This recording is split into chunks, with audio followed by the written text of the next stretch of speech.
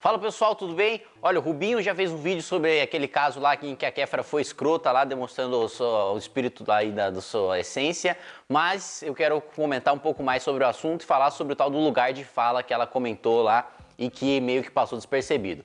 Mas antes eu peço que você se inscreva no nosso canal, compartilhe esse vídeo, clica no sininho para receber as notificações e vamos que vamos. Bom, vamos lá. Antes de tratar da questão aí teórica, vamos tratar da questão prática, né? A Kéfera foi uma escrota, né? Porque basicamente um cara, na maior humildade, estava relatando uma situação, terminou de relatar a sua situação, e aí ela falou que, não, o que você está fazendo é mansplaining porque você está explicando feminismo. Primeiro, você já tem um erro fundamental ali. Ele não estava explicando absolutamente nada, ele estava relatando uma situação. Eu desafio a Kéfera ou qualquer feminista a falar sobre qualquer conceito sociológico de feminismo sendo levantado pelo rapaz. Ele não falou absolutamente nada sobre feminismo, ele só falou que uma feminista lhe proporcionou uma situação desagradável. Ele não estava explicando absolutamente nada sobre feminismo. Aí, depois que ela já tinha terminado de falar, falando, o que você está fazendo é mansplaining, que é quando um homem explica o feminismo para uma mulher, ele falou, não, na verdade eu não estou explicando, na verdade eu estou relatando um fato que aconteceu comigo. Aí ela o interrompe, né, fazendo um women's interrupting, e aí fala que na verdade ele está fazendo um mansrupting, porque ele estava interrompendo ela enquanto ela explicava o feminismo para ele, mas na verdade ela não estava explicando feminismo nenhum também, ela só estava falando de mansplaining, que o mansplaining por si só não explica o feminismo de maneira nenhuma. Aliás, ela nem levantou nenhuma corrente de feminismo ou qualquer coisa do tipo que de fato levantasse um debate propositivo. Ela basicamente utilizou o conhecimento de Wikipedia dela sobre feminismo, né, e o inglês de youtuber dela para falar, não, olha, você aqui tá fazendo mansplaining, você tá fazendo maninterrupting e eu estou no meu lugar de fala, né? E o que é o tal do lugar de fala? O lugar de fala é basicamente uma baboseira aí inventada por teóricos de esquerda, em que as ditas minorias, né, teriam o seu lugar, teriam a legitimidade para falar sobre as próprias causas e outras, as maiorias, não teriam essa mesma legitimidade. Ou seja, para falar sobre feminismo, como a gente vive numa sociedade machista e patriarcal e as mulheres são oprimidas, só as mulheres têm o lugar de fala, só as mulheres têm o direito de falar sobre o assunto. Então, como a gente vive numa sociedade branca de pessoas de olhos azuis, que não tem miscigenação nenhuma, né, que praticamente não tem negros, os negros são absolutamente discriminados, então apenas os negros podem falar sobre cotas, apenas os negros podem falar sobre escravidão, apenas os negros podem falar sobre causas que envolvam os negros. Então, como a gente vive numa sociedade homofóbica, como a gente vive numa sociedade que persegue gays, como a gente vive numa sociedade que mais de 400 bilhões de gays morrem todos os dias, né? E eles esquecem que héteros e transexuais e todo o resto morrem todos os dias no Brasil, mas isso aí é história para outro vídeo. Também só os gays podem falar sobre causas gays, só os gays podem falar sobre parada LGBT, só os gays podem falar sobre a exposição lá do Queer Museu, só os gays podem falar sobre assuntos que tratam dos gays. Bom, seguindo essa mesma lógica, então a Kéfera não poderia falar sobre machismo, porque afinal o machismo é uma coisa dos homens, né? O sentimento de ser homem, a explicação de ser homem, as dificuldades de ser homem, as vantagens de ser homem só podem ser entendidas por um homem. Logo, apenas homens podem falar sobre homens, ou mesmo sobre japoneses. Olha, Kéfera, eu acho que a gente deveria ter cotas nas universidades para japoneses, porque aqui no Brasil, historicamente, os japoneses foram perseguidos, você tem documentos oficiais aí do governo ao longo dos anos falando que os japoneses são uma raça inferior, que não são dignos de se misturar com os brasileiros, né, que tinham sido miscigenados com povos superiores, os povos europeus. Em 1946, você teve uma Assembleia Constituinte, né, em que o Partido Comunista, né, o Partidão, o PCB, liderado pelo então senador Luiz Carlos Prestes, fechou questão, ou seja, mandou o partido inteiro votar numa emenda que proibia constitucionalmente a entrada de japoneses no Brasil. Logo, eu desejo cota para japoneses nas universidades, no serviço público e inclusive nas empresas privadas. Acho que tem que ter uma porcentagem só para os japoneses trabalharem, para vocês pagarem a dívida histórica que vocês têm com a gente, que vocês tanto nos perseguiram, tanto com o racismo, né, nos colocando como uma raça inferior, como na Segunda Guerra Mundial, como a gente estava em polos diferentes, também os japoneses foram absolutamente discriminados no Brasil, inclusive sendo assassinados muitas das vezes. Só eu posso falar sobre esse assunto, logo, como só eu posso falar sobre esse assunto, a gente não precisa debater, e se a gente não precisa debater, eu posso implementar essa política pública independentemente da sua opinião. Legal, né? Sabe qual que é o nome disso? Fascismo.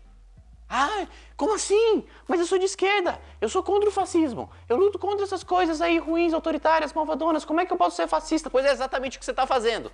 Se só mulheres podem falar sobre coisas de mulheres, só negros podem falar coisa de negros, só japoneses podem falar coisa de japoneses, só gays podem falar coisa de gays, você tem uma sociedade que você não tem diálogo. E uma sociedade que você não tem diálogo, em que as coisas são impostas, é uma sociedade totalitária, em que o Estado age em todas as esferas da sociedade, não só autoritária do ponto de vista político, não só você tem ali um ditador, mas ao mesmo tempo você tem um ditador que quer controlar os meios culturais, os meios sociais, os veículos de imprensa, todas as esferas da sociedade, justamente por ser em todas as esferas da sociedade, chama-se totalitarismo. Ou seja, o que você quer é impor o seu pensamento, se colocando como uma pessoa superior, simplesmente por causa do seu gênero, pelo que você está falando. Bom, eu sou do gênero feminino, então logo eu tenho superioridade moral para falar sobre mulheres. Então, é um negócio bizarro, é um negócio que não existe em nenhuma democracia saudável do mundo. Se você levar para o parlamento um negócio desses, então todas as comissões vão ter que ser separadas de acordo com a cor da pessoa, de acordo com o sexo da pessoa, de acordo com a orientação sexual da pessoa, e isso seria praticamente o pior que o apartheid, né? Você estaria uma divisão ainda pior, com cada um formulando as suas legislações para os seus setores, ninguém dialogando com ninguém e todo mundo tratorando a opinião pública e todo mundo tratorando a democracia e todo mundo ignorando a opinião de, por exemplo, pessoas que votam. Então, na sua opinião, mulheres querem ver o feminismo defendido, querem ver causas de mulheres defendidas, só podem votar em mulheres, negros só podem votar em negros, anões só podem votar em anões, transexuais só podem votar em transexuais, japoneses só podem votar em japoneses. É um negócio bizarro. Sabe, um negócio de quem não tem a menor noção do que está falando. Eu, pessoalmente, só conhecia essa Kéfera de ouvir falar, só sei que não conheço o trabalho dela, só sei que é um negócio aí de que faz canal de YouTube aí, que fala lá, oi meninas, tudo bom? Hoje a gente vai entrar numa banheira de Nutella e fazer um unboxing de uma maquiagem aqui que veio da China. Só sei que é esse tipo de coisa aí que tem no canal dela.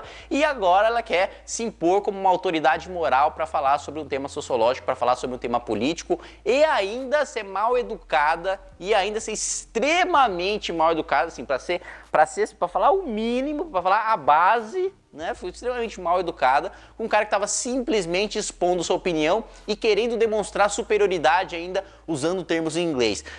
Eu falo termos em inglês, eu aprendi no Wikipedia, eu vi lá os vídeos em inglês sobre feminismo e tava falando de mansplaining, e tava falando de mainstreaming. Eu tô fazendo um mains vídeo aqui para você agora, então.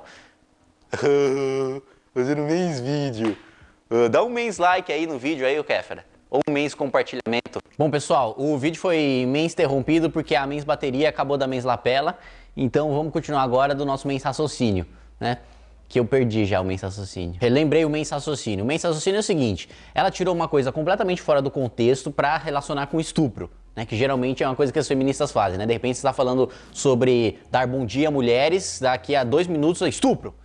E foi basicamente o que ela fez. Se vocês deram uma assistida no vídeo e repararem, ela fala, tá falando aí da situação do mansrupting, mansplaining, mas às vezes é porque muitas vezes o homem reclama da roupa da mulher e a reclamação da roupa da mulher faz com que a culpa do estupro seja da roupa da mulher, e na verdade não tem nada disso. Tipo, o cara não tinha falado absolutamente nada disso, até que depois ele concorda, é isso mesmo, eu não acho que a culpa é da mulher, não acho que a culpa é da roupa, ninguém citou isso, ninguém falou nada disso aqui, mas ela já queria vincular o mansplaining e o manchismo e o não sei o que ao estupro, porque aí você já vincula para a opinião pública que é o estupro. Quem está contra o feminismo está a favor do estupro, então quem é a favor do estupro é machista, e quem é machista quer assassinar de mulheres, e que quer fazer derivações lógicas uma em cima da outra para dizer que simplesmente um cara que estava relatando um caso no qual uma feminista lhe causou desconforto tem uma mentalidade de defesa do estupro.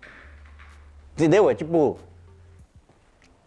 Então, para terminar, Kéfera, quero te chamar aí para um mains debate, para a gente debater mains conceitos de mains sociologia, para que você faça a minha explicação para mim e que a gente tenha um entendimento aí, porque é fácil chegar, pegar um cara ali desavisado no meio do nada em rede nacional e humilhar ele com um monte de termos que você mal sabe o que significa e que você aprendeu no Wikipedia na semana passada.